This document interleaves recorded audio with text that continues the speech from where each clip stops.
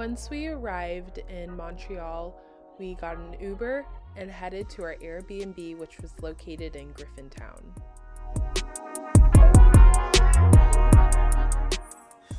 I'm in Canada, and if you know me, you know I've had a really weird obsession with Canada for the past 3 or 4 years, and I don't know why, but I just am really intrigued by it, and so I'm so excited to finally be here. Then the next day we headed off to a cute coffee shop called Cafe Lely, and I really enjoyed it because we got to sit down and talk with the owner of the cafe and really just hear what life in Montreal is like from a local's perspective.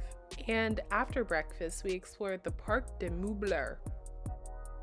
So our Airbnb wasn't really located near a subway station, so we had 2 main modes of transportation: our feet, walking, or taking an Uber. So this day we decided to save some money and walk to lunch, and it was cold and rainy yet again, but honestly, I really didn't mind because we got to see beautiful scenery like this. This is Sharon's Brothers Park, and we got to really just stop and smell the roses per se and enjoy it even in the cold weather.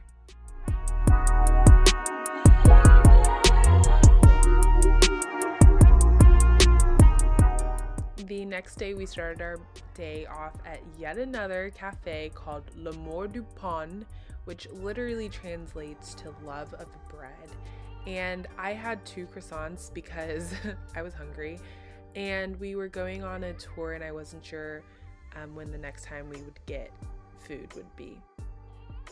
So once breakfast was over, we headed off in an Uber and met up with our tour group to take a hidden tour of Black Montreal. One of the things I came to a realization with while taking the tour is that we view Canada as this great progressive country in comparison with the United States, and it for sure is. It definitely is. However, just like the United States, Canada has a dark and deep, ugly history in the treatment of Black people.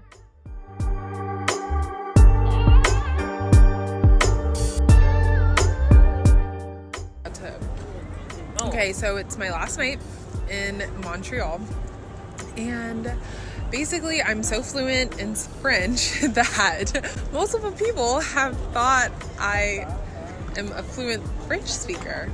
So I'm very happy about that.